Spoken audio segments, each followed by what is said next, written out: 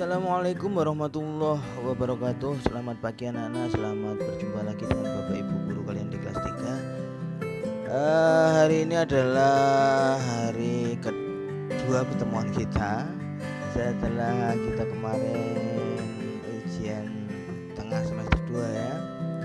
Hari ini kita memasuki tema 7, masih perkembangan teknologi, nanti di subtema 2 dan subtema 1 dan pembelajarannya di pembelajaran 5. Namun sebelum melaksanakan pembelajaran, seperti biasanya kita kembali mengingatkan 3 tugas pokok kalian di pagi hari. Yang pertama adalah tugas untuk membantu pekerjaan orang tua di rumah, kemudian dilanjutkan dengan sholat duha, dirangkai dengan doa duha tentunya 4 rakaat ya. Kemudian diakhiri dengan membaca surat-surat pendek dan juz amma. Baik anak-anak, mari kita laksanakan pembelajaran pada kesempatan pagi hari ini.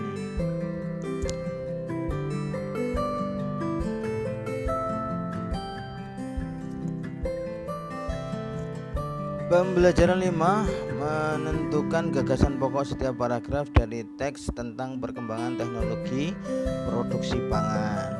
Kita dapat mencermati informasi perkembangan teknologi produksi pangan dari teks yang disajikan berupa bacaan atau gambar.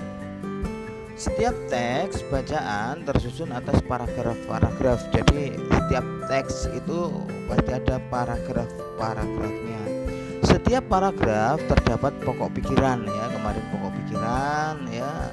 Nanti ada kalimat utama di pokok pikiran itu, kemudian ada kalimat penjelas atau kalimat pendukung.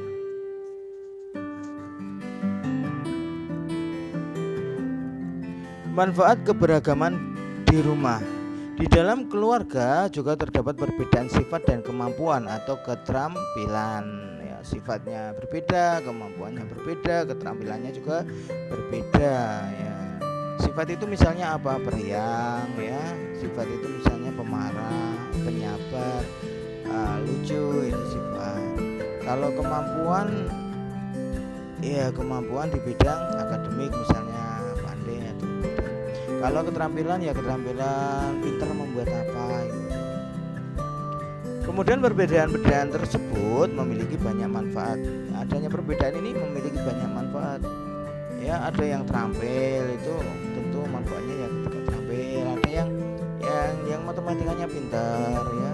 Ada yang penyabar. Ini semuanya banyak sekali manfaatnya.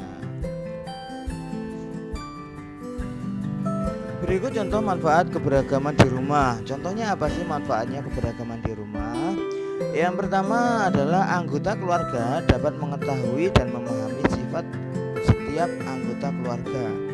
Karena adanya perbedaan, maka kita itu bisa memahami, mengetahui sifat setiap anggota keluarga. Kemudian yang kedua, anggota keluarga dapat mengembangkan sikap menghargai, menyayangi dan menghormati perasaan orang lain. Kalau semuanya sama ya kita sulit untuk mengembangkan sikap menghargai, menyayangi dan menghormati. Tapi karena ada perbedaan ini maka kita bisa mengembangkan sikap menghargai, menyayangi dan menghormati. Yang ketiga, contoh manfaatnya adalah perbedaan kemampuan dalam keluarga bermanfaat ketika kita kerjasama. Ya, ketika kita bekerja sama, bareng-bareng membersihkan rumah, bareng-bareng mengerjakan sesuatu, bareng-bareng merencanakan sesuatu, ini akan terlihat manfaat dari keberagaman itu. Pembelajaran 5 masih menentukan satuan tak baku untuk volume benda. Satuan tak baku tahu ya. Kalau volume benda ini apa nih? Liter ya kan? cc ini volume benda. Volume benda yang baku. Kalau tak baku nanti kita lihat ya. Pada gambar di atas dapat kita lihat bahwa volume botol besar adalah 3 botol kecil. Nah, volumenya di sini menggunakan 3 botol kecil. Satu botol besar, 3 botol kecil. Bukan cc, bukan liter, tapi 3 botol kecil. Ini namanya volume tidak baku. Volume benda tidak baku. Volume sebuah benda merupakan seberapa besar ruang yang dapat ditempati benda tersebut. Pada pengukuran volume, botol kecap, botol kecil merupakan satuan tak baku ya. yang digunakan untuk mengukur volume botol besar yang tadi itu satuan tak bakunya menggunakan botol kecil. Contoh satuan tak baku lain yang dapat digunakan untuk mengukur volume suatu benda, ini misalnya gayung ya. Satu ember itu di situ ada 1, 2, 3, 4, 8 gayung. Satuan volume yang digunakan adalah gayung. Kemudian yang bawah itu satuan volume yang digunakan adalah gelas. Semuanya tak baku. Gelas, gayung, botol kecil ini tentu satuan volume benda yang tidak baku.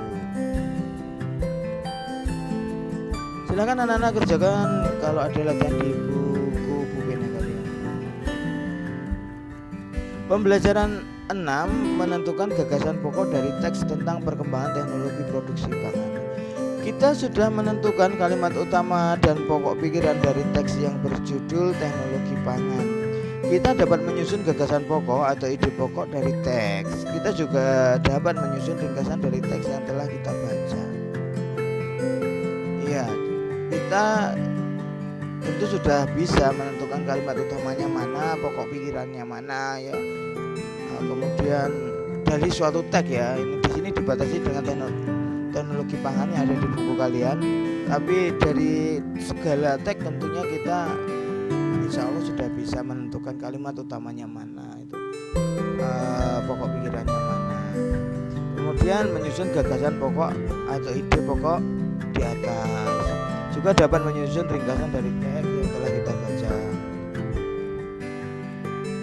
Pembelajaran 6. Menentukan volume benda dengan satuan tak baku. Masih ya, benda yang memiliki ruang dapat diukur volumenya. Ingat bahwa benda yang memiliki ruang itu yang mempunyai volume.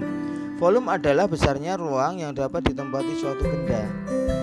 Benda yang tidak memiliki ruang tentu tidak punya volume. Misalnya apa? Ya, benda-benda yang dua dimensi, dia tidak memiliki ruang. Kalau di gambar itu adalah gambar bangun datar, ini tidak memiliki ruang. Perhatikan contoh pengukuran volume benda dengan satuan tak baku berikut. Ya, ini volume ember. Volume ember 1, 2, 3, 4, tapi yang satu sudah ditumpahkan itu ya. Volume ember sama dengan 8 gayung.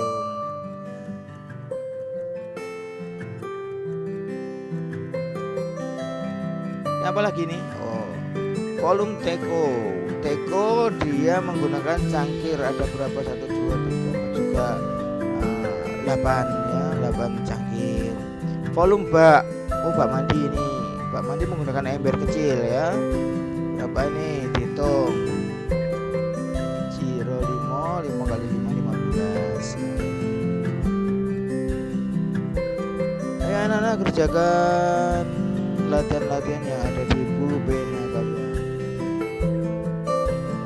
Pembelajaran 6. Menyikapi keberagaman di rumah. Setiap anggota keluarga dapat memiliki kebiasaan, sifat-sifat dan ciri-ciri yang beragam.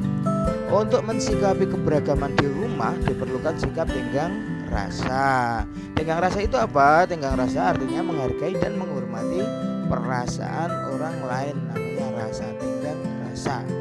Jadi berkaitan dengan menghargai dan menghormati perasaan orang lain. Jangan sampai menyakiti, jangan sampai menghina, melecehkan perasaan orang lain.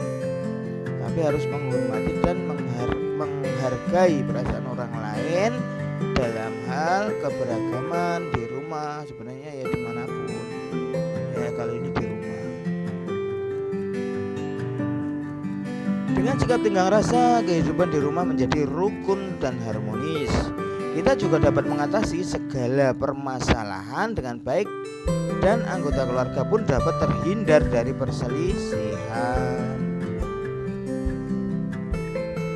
Anak-anak yuk kerjakan latihan yang ada di buku pena kalian. Karena buku sudah dibeli anak-anak, maka mohon untuk dimaksimalkan. Walaupun tidak ada tugas untuk dikirim, ya tetap latihan.